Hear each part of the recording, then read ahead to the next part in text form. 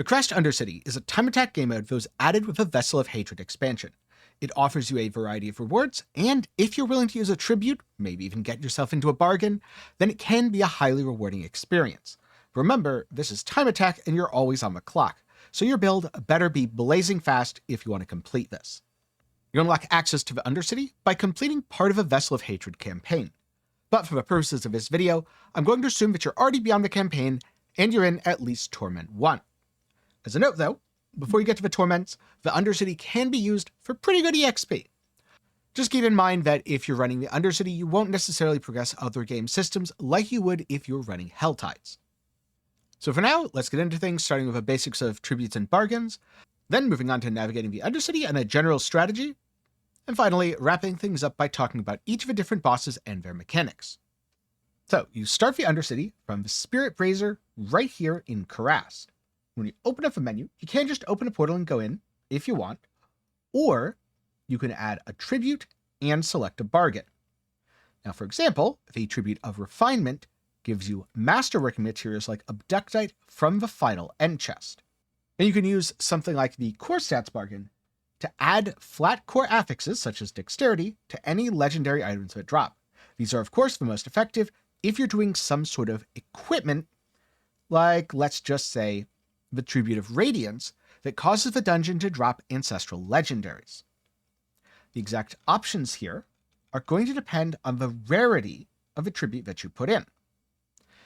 For another couple examples of rare tributes, there's the Tribute of Harmony that gives runes, and the Tribute of Titans, which gives summoning items. The higher the rarity, the higher the time bonus penalty, potion drop penalty, and the lower the starting time.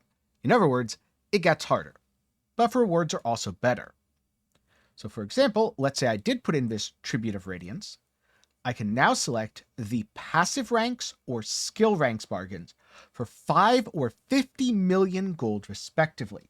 These are incredibly powerful, especially since the drops include guaranteed ancestral items.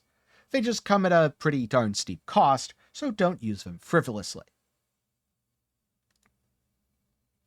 And if you're really lucky, you might even find something like the Tribute of Ascendance, which rewards you with guaranteed Ascendant uniques and has a higher than normal chance of getting a mythic unique item. One last thing to note about tributes is the Tributes of Radiance and Tributes of Ascendance have two different versions. The Resolute, which means only the person who puts the tribute in benefits from the rewards, and the Tribute of United, which works for everyone in your party. Due to their rarity, I highly recommend gathering a party of 4 before running any United Tributes of Ascendance or Tributes of Radiance, especially if you're going to put a bargain on top. Also remember, it does get significantly harder.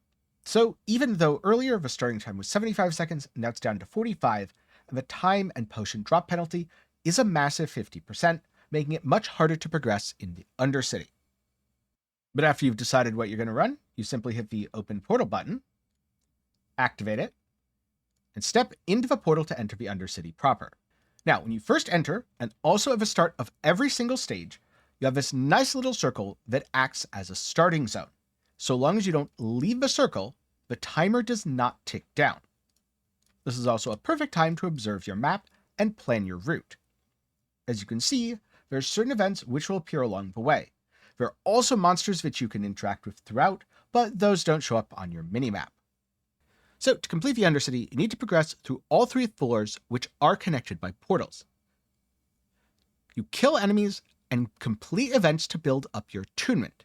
When you get to 4 Attunement, you're at maximum rewards.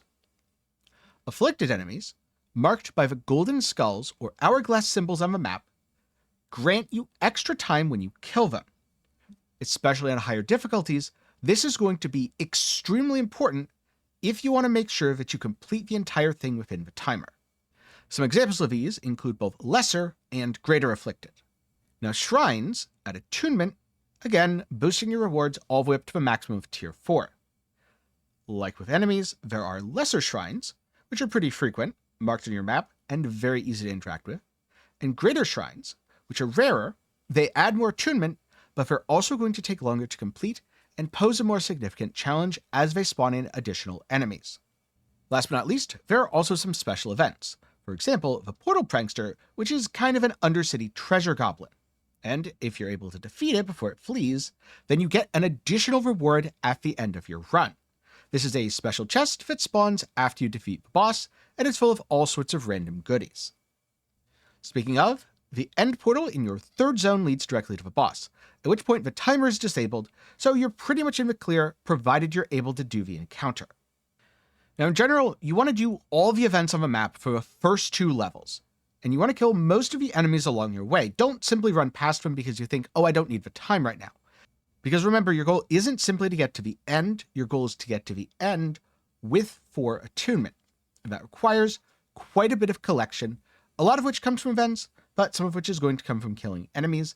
And because you're stopping to do events, this means you will also need to keep your time active by defeating the afflicted. Now in the third area, if you need more attunement, by all means continue to complete events. But if you reach 4 attunement, you won't get any additional rewards for killing more enemies or completing more shrines. So at that point, what you should do is just go straight to the end portal unless you happen to see something special like a portal prankster. At this point, congratulations, you're off the clock. It's time to get up, stretch, and do all those pressing things that you've been putting off over the last 5 to 10 minutes while in the Undercity. This is also where you face one of 3 different bosses, Alia, Yoche, or Longtooth. So first up, Alia. She actually has a mechanic from the bullet hell game Ikaruga, where she gives you either a red aura or a green aura. When you have that aura, you are immune to mechanics of the corresponding color, and most of her mechanics cover the entire arena, so instead of running out of the circles of a fire, you instead need to run to the corresponding color so that you can safely pass through. So when she summons waves that sweep across the room, there's either going to be one wave, where it's half red, half green, stay on the side that matches your color, or a wave that's segmented such as red, green, in which case you have to get into the small gap and not hit the other edges. But sometimes there's also 2 waves, which means you'll have to watch for both the vertical and the horizontal. Another mechanic she'll do is a series of AoE explosions. Again, these cover the entire room. Some of them are going to be red, some of them are going to be green. Always stand in the color corresponding to your shield to keep yourself safe. And then last up, she will occasionally spawn red or green spheres, which chase you down before landing and creating a pulsing well that deals some damage and fires some projectiles. Both the well itself and the projectiles it spawns can be negated by shields of a corresponding color. This is kind of a soft enrage. The more phases you go through and the more time you spend in the fight, the harder it's going to be to dodge. So try to end the fight quickly to make it as easy as possible. Next up you have Yoche the Golden, a serpent who appears in a room with 4 statues. You need to use these statues to line of sight her room-wide wipe. It hits everything except for a thin area behind the statue.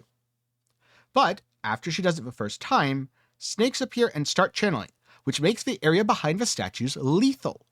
So, before she does her room wipe again, you need to kill at least 1 snake to give yourself room to escape. Then you rinse and repeat until you kill the boss. There are 2 other things to keep in mind. The first is, Yoche's charge can destroy the pillars.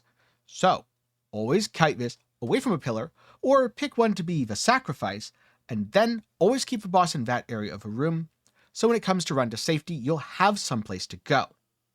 Number 2, sometimes throughout the fight, she'll shield herself turning golden, just deal damage to break the shield. This mechanic isn't too bad. Then third up you have Longtooth, and honestly, this guy doesn't do much in compared to the other 2. He has a lot of attacks, he uses poison damage, and he creates several green/yellow void zones. Obviously, move out of a poison, and try to have some pretty good resistances. The outside of a room is a storm, which you will not want to run into. The inside of a room makes the space in which you fight him a little bit more constrictive, so be careful when using movement skills. Last up, as his health gets lower, he starts using a charge mechanic. Basically, just dodge the lines of the ground, wait for his charge sequence to finish, then go back to DPSing the boss. And with that you're done, open the chests and collect your rewards. Depending on the tribute you used and the bargain you entered, this can be highly lucrative. It's a great way to get boss materials, you can use it to farm runes, or you can even get things like mythic uniques.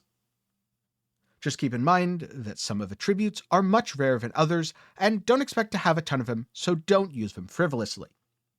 Because this is time attack, it's always better to enter this on a lower torment where you can guarantee your success than enter it on torment 4 and potentially risk losing a rare and valuable tribute or 50 million gold to your bargain.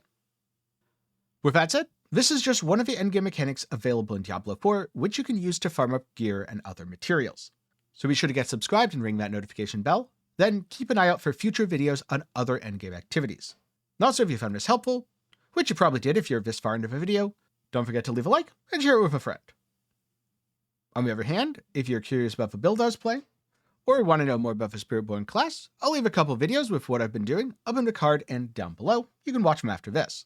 Also, if you want a detailed written guide on how to do the Kurast Undercity, along with some details about the bargains offered, I'll link to a guide over at MaxwellGG, which you can check out below. In a lot of ways, you could say that the Kurast Undercity is the 2.0 version of the Gauntlet. The Gauntlet being the mechanic that Diablo 4 added in Season 3, which wasn't particularly successful. To be honest, I wouldn't even blame you if you forgot that existed. I know when I played in Season 5, I didn't know if it was still a thing, and I don't think I did it the entire season. Now, where the Gauntlet felt like challenge for the sake of leaderboards, which would appeal to a few people who are very competitive, but doesn't really appeal to me personally, the Kurast Undercity feels like it's very rewarding, pretty fun, and could be competitive, but lacks a leaderboard.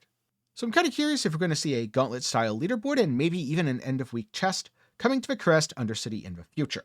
While I had no interest in doing the Gauntlet, it would be pretty fun to compete on a leaderboard and try to optimize my runs while doing the Kurast Undercity, since I'm going to be doing it to farm for materials anyway. And I do think that going to be doing it anyway was the thing that was missing from the Gauntlet. But hey, let me know some of your thoughts down below. Did you like the Gauntlet, hate the Gauntlet? Do you think the Undercity's better? And would you like to see a leaderboard? That's about it for me today. Thank you for watching to the end. I'm glad you enjoyed, and I'll see you in the next one.